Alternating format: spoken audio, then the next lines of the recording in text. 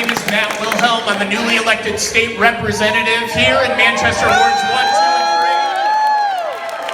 3. The energy in here is absolutely incredible. Welcome to our neighborhood. Thanks to the Currier for opening their doors at the last minute to accommodate this overflow crowd. It's not just here, but it was outside. There's no way we would have fit in the brewery. However, I hope that you'll go to Currier Brewery after this and show them your support. Look, it's an exciting time to be in Manchester. It's obviously an exciting time with the presidential primary leading up. We've got 45 weeks to go. Candidates are coming to visit. I want to remind you, we have a mayor to re-elect in this city, Joyce Craig. And I know that all the candidates that are coming through are going to be showing their support for the municipal candidates. We have a lot of work to do to keep the progress going in this city. The candidate who is here in the House tonight is also a mayor of a town, a city, because I hate it when people call Manchester a town too. But he is from the city of South Bend, Indiana. You may have heard of him. He is a military veteran. He fought in the war in Afghanistan. He is a Rhodes Scholar, a Harvard graduate. He was named by President Obama as one of 4 future leaders of the Democratic Party.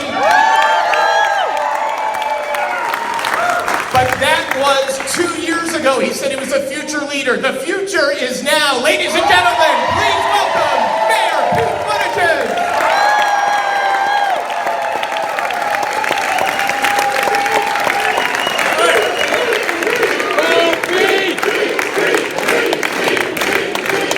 Wow. Good evening, Manchester. Thank you, Matt, for that great introduction. Thanks for the work that you're doing. And thank you for reminding us all of the importance of the elections at hand. I know that I am here by way of the 2020 process, but I think we all know that it is time to stop treating the presidency like it's the only office that matters. So much good work happens, and so much important work happens. And frankly, our friends on the right figured this out about 20 or 30 years ago, and patiently and cleverly work to build majorities in those local and state offices. So it's time for those with our values to be just as disciplined in doing that. And I'm going to do my part to back up good mayors and good state.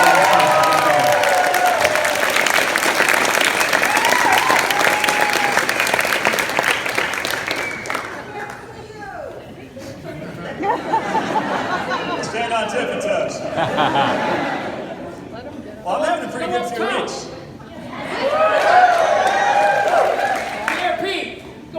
Everybody can see you. Oh, that's not a bad idea. All right.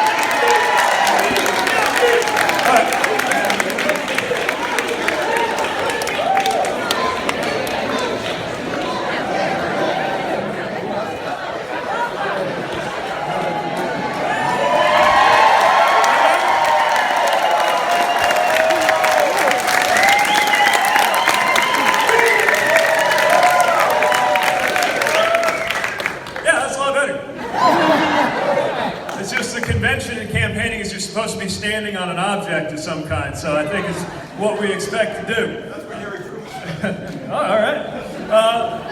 Look, thanks so much for being part of this. And like I said, I'm mindful that this is a marathon, but we're certainly thrilled with the way that our message has been resonating these last few weeks. And yet, as I have these really good few weeks that we've been in the middle of, one of the things I can't stop thinking about is the worst few weeks of my life, because those weren't that long ago. And those were the weeks that were when my mother was ill, and the weeks when that wound up being the last weeks of my father's life. And I think about it a lot because I'm thinking about why politics matters. And in the toughest moment of my life, or one of them, which was the moment that I was driving to where my father was getting his chemotherapy, because we had learned at the hospital with my mother that she was going to need open heart surgery. And that's not the kind of thing you tell somebody by text message, right? So I had to go out and find him and sit down and tell him this. By the way, Mom's fine, so I just want you to know. few things going for me, even at that incredibly difficult and vulnerable moment in my life. And one of them was my husband.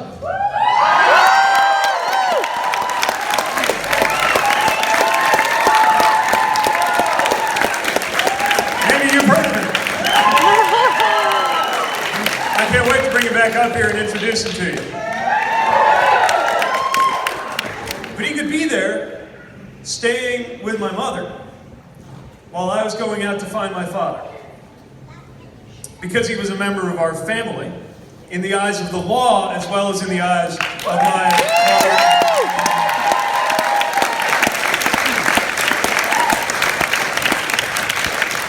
Another thing I had going for me that day and the days and weeks that followed, as things got worse for Dad but better for Mom, was that as we were making some incredibly difficult decisions as a family, and I say this as somebody who makes decisions for a living, but never could have been prepared for what we faced in those weeks. Another thing I had going for me was that people in Washington who had power over our lives made decisions, mostly before I was even born, to bring us something called Medicare. And because they made those choices, that when you reached a certain age, America would take care of certain medical issues, the only things we had to think about as we made those wrenching, difficult decisions was what was right for the family, what was right medically for Mom and Dad. We did not have to think about whether we would be made bankrupt by those medical issues our family was facing, because someone made a choice. And I want every American to have that same benefit.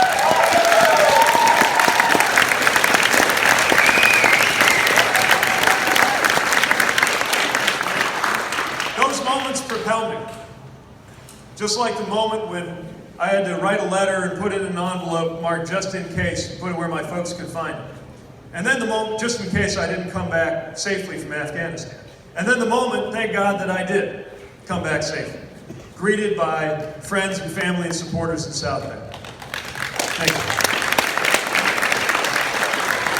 Because what all of those moments teach us is the impact on our everyday lives of the decisions that are made in Washington.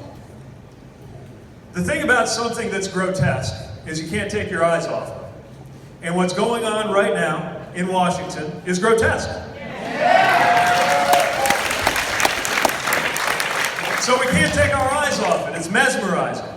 We can't stop watching cable. And who looked better in this committee hearing? And what's the president doing this time? Who's going to go to jail today? It's mesmerizing. And yet it takes our eye off the most consequential things that are happening in that city, because what goes on in Washington is everyday life for somebody every time they make a decision. And what I'm about is making sure that we hold our politics and our policies, and above all our politicians, accountable to the standard of whether they make our everyday life better or not. That's what this is about.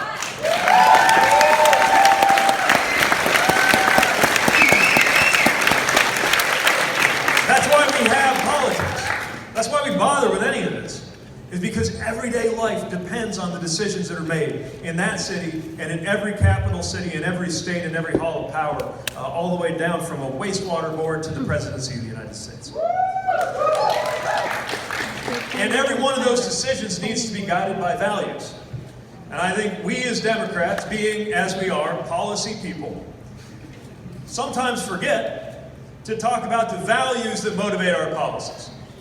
So you're going to hear a lot from me about policy. But first, you're going to hear a lot from me about values. Yes. Values like freedom, security, and democracy. That's my bumper sticker, by the way.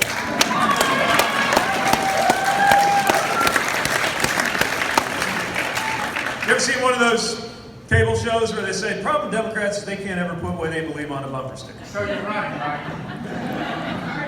Freedom, democracy, security. That's our bumper sticker.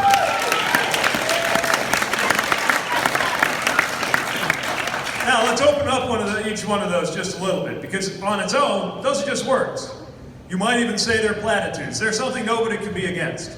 Except I can't help but notice that when you actually look at freedom, democracy, and security required, it seems to me they point you in a decidedly progressive direction.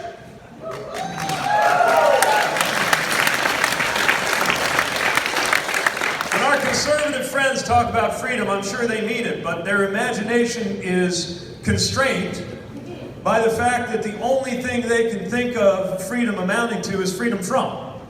Freedom from government, freedom from taxes, freedom from regulations. As though the government were the only thing that could ever make you unfree. But that's not how our lives work. You know, sometimes your neighbor can make you unfree. Your cable company can make you feel unfree. Your county clerk can make you unfree if they're telling you who you ought to marry. I believe real freedom means freedom to live a life of your choosing. And we can't have those freedoms without good policy.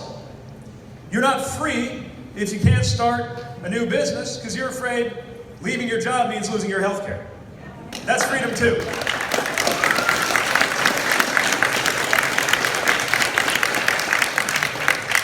You're not free if you can't organize for a good day's pay for a fair day's work.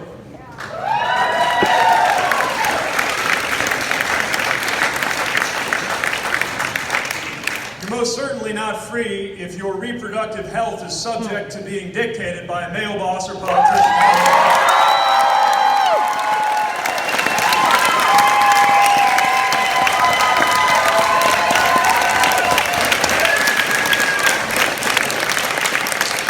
Don't let anybody tell you freedom belongs to the other side of the aisle. Not in the state that says live free or die. Same with security. For some reason, Democrats got out of the habit of talking about security. It's time for us to get back into that business. And I'm not just talking about the kind of security that was on my mind when I was in uniform deployed overseas. I'm talking about things like cybersecurity. A clear and present threat, and I'll tell you one thing about cybersecurity, it doesn't help us any with that issue to put up a wall from sea to shining sea.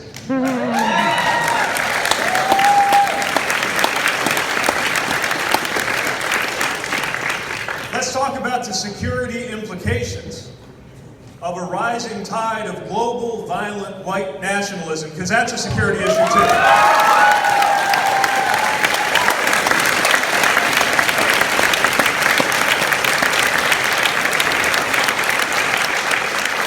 And speaking to you as a mayor who found myself compelled to open the Emergency Operations Center of my city twice in 2 years, back-to-back years, for floods that we were told were 500-year to 1,000-year floods, happening back-to-back.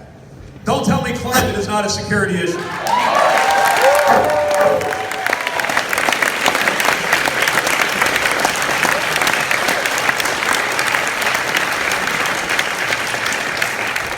The way we secure our freedom, the way we secure our democracy, our security is through a well-kept democracy. And we're called the Democratic Party for a reason. Democracy is on the ballot this year.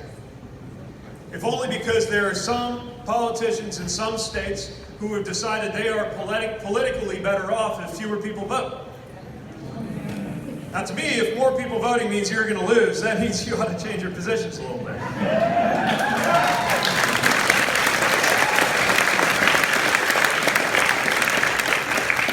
I think a real democracy is one where we have fair districts instead of districts drawn to where politicians get to choose their voters instead of the other way around.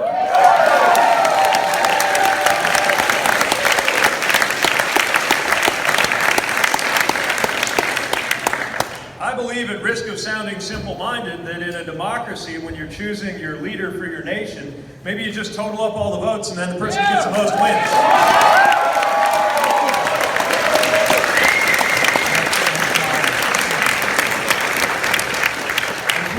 Ourselves a democracy, we can't go on allowing dollars to outvote people. And if we can't fix that without a constitutional amendment, then isn't that what constitutional amendments are for?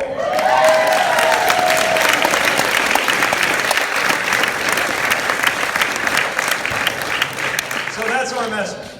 Freedom, security, democracy. And I believe that message is resonating coast to coast, because every time we arrange a little meet and greet, we wind up with a rally.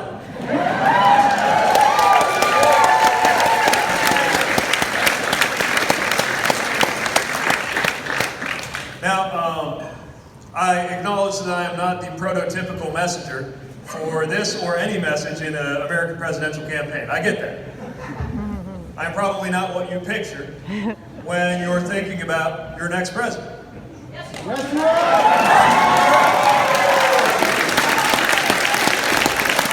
then we're getting somewhere.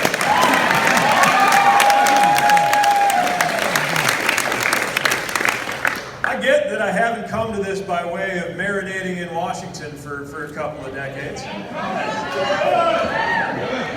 I would argue we'd be well served if Washington started looking more like our best run cities and towns instead of the other way around.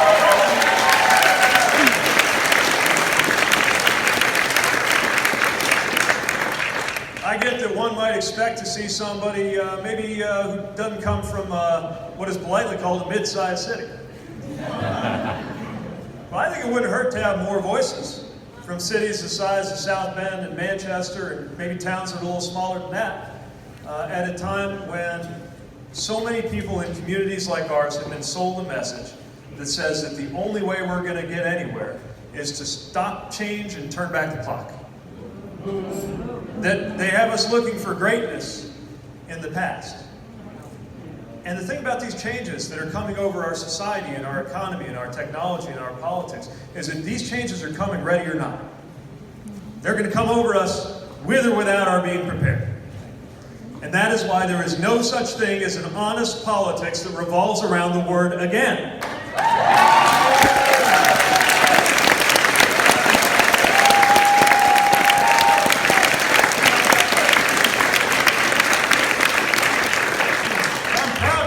Industrial Midwest is a community that has a lot in common with any community where young people grow up getting that message that success has to do with getting out. Because coming home changed my life.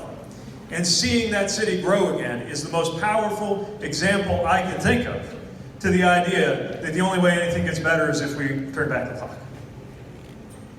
We didn't find growth by reversing time. We found growth by acknowledging that some things aren't coming back, but we are, and here's how. And I think that's what America needs to hear too.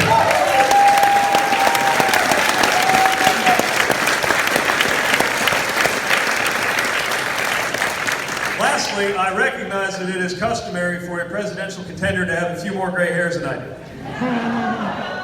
Although I will say I've been sprouting more than usual last few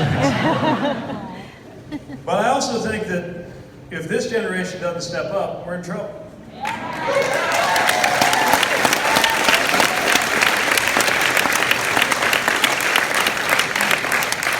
This is, after all, the generation that's going to be on the business end of climate change for as long as we live. This is the generation that contributed most of the troops in the conflicts after 9/11 and has the most at stake in our figuring out a way to put an end to endless war.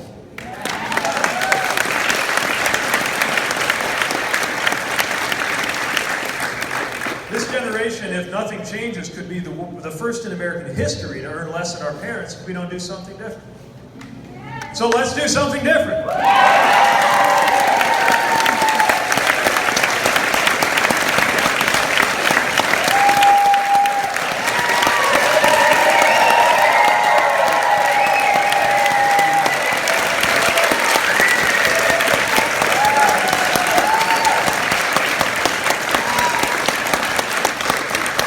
So are you ready to help me make the kind of change that has to happen?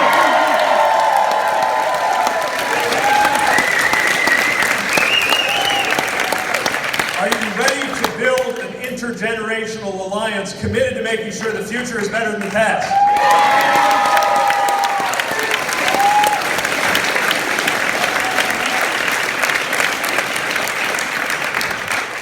Are you ready for the hard work that is required to win not just 4 years, but 40, not just an election, but an era?